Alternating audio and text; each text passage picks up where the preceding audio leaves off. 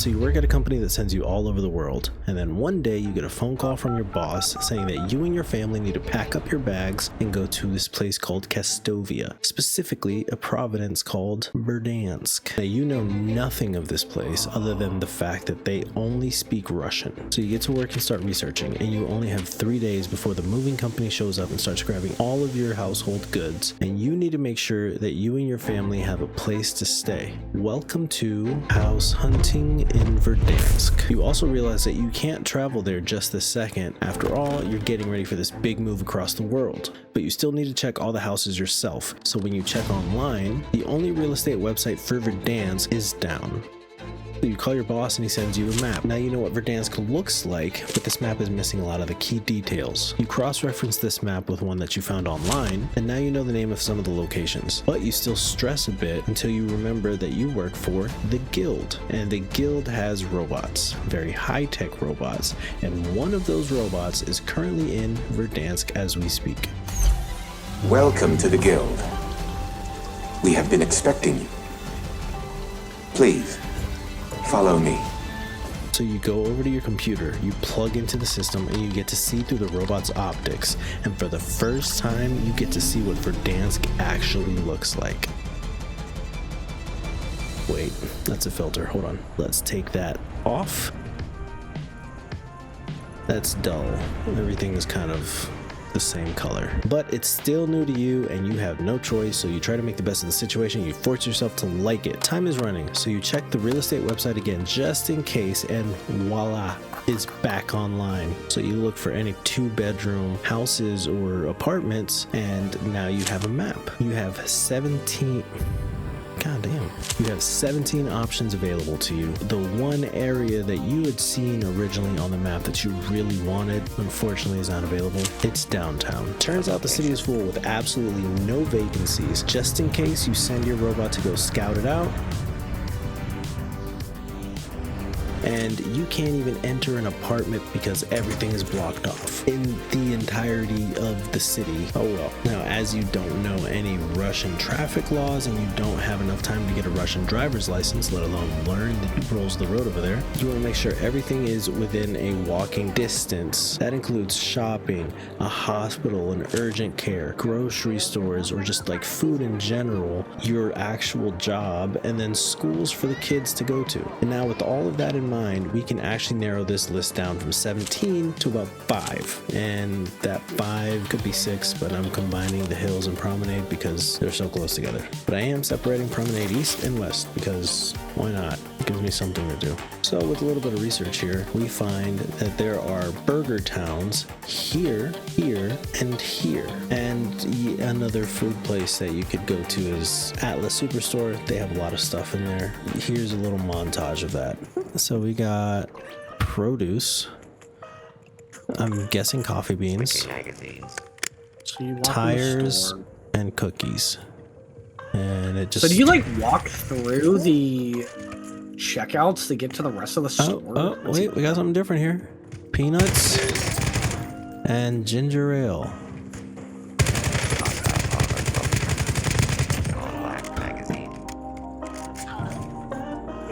Yeah, peanuts and ginger ale. Question: why do they have just like a random little sitting area? They have 4K TVs. Okay, so that's 7 things, or oh no, they got more. Hold on, this is their little deli department or whatever. So cookies for $3.25.70. That's expensive. I mean, this is Russian. I think it's rubles or something is what they use. I think these are chips. Okay. Cereal.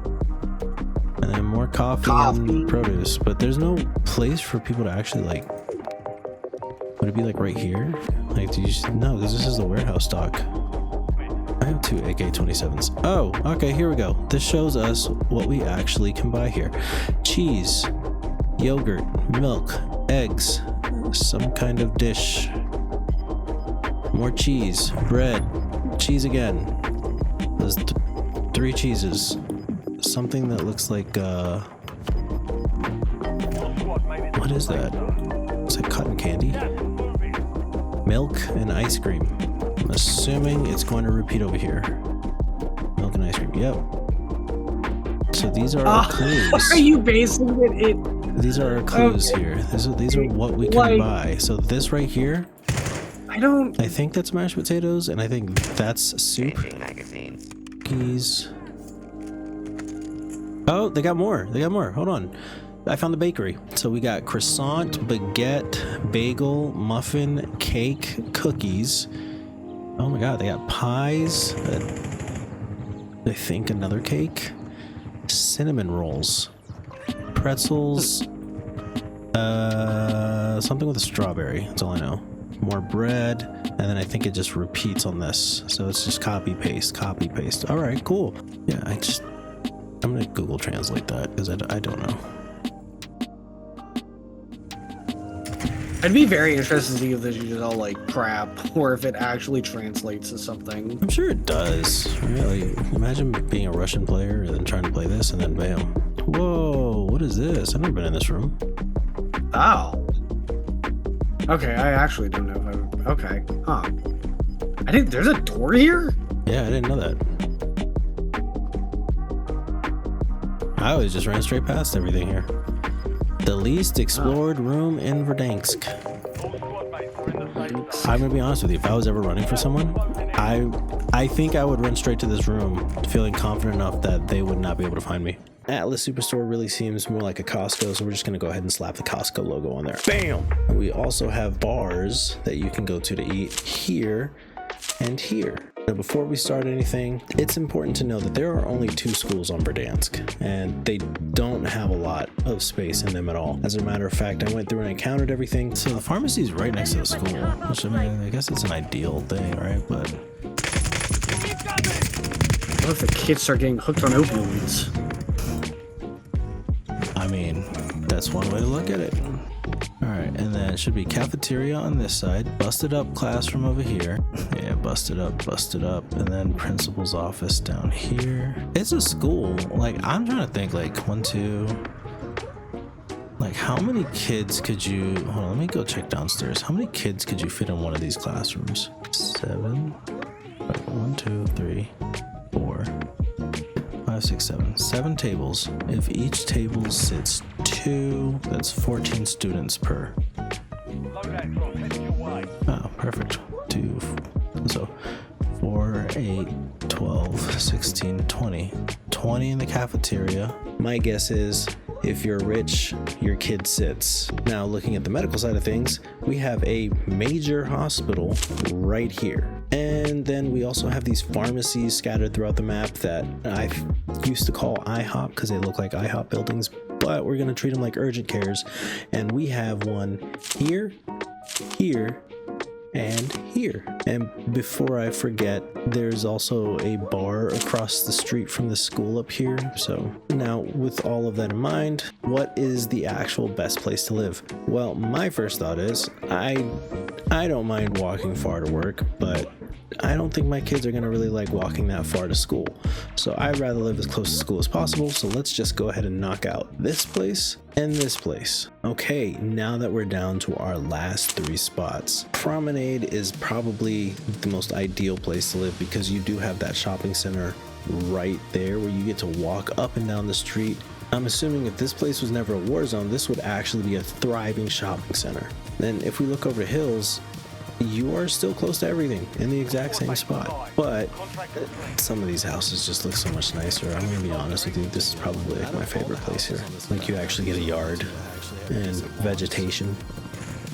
Yeah, it's fair. I mean, well, like, I guess technically some in Promenade do too, but like, this is a 2-bedroom and an attic. Yeah, this.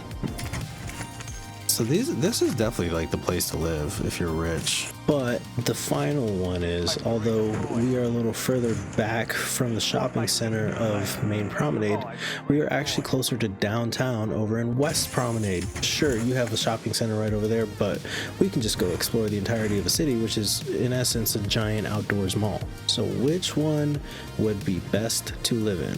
Well, for a family of 4, the Hills has the best housing structures, and you are close enough to everything anyways, so let's just go ahead and take off Promenade East and Promenade West. And now we have our winner. Yay. However, you get a phone call from your boss saying, hey, we no longer have generators in stock. Your family can't go with you. You're gonna have to survive on your own. And you're confused. What are you talking about generators? None of this makes sense. Well, turns out there is no power on this map at all. Like anywhere. Looking at dam, there's no water going through. And sure, it's frozen over. Maybe they have some power supplies in reserve, but that's irrelevant because nothing is connected. There is no power grid. There is nothing there. Now I want to say, like, maybe if this was never a war zone, at least we'd have something to work off of and the power grid would be up and functional, but no, it was never built. This entire map was just completely designed without a power grid in mind. It's not like it's a big map, you know, but there is nothing. That leads straight to the airport, that direction. So that is clearly, okay, so people in Verdansk are not getting power. So to answer your question, can a family of 4 comfortably live in Verdansk? No, nobody can. It gets cold. It's Russia. I don't know how you're gonna survive. I don't know how anybody's gonna survive there. Anyways, thanks for watching my video. I hope this was entertaining enough for you. If you liked the video, please go ahead and leave a like, subscribe, and a comment down below, and I will see you guys in the next one.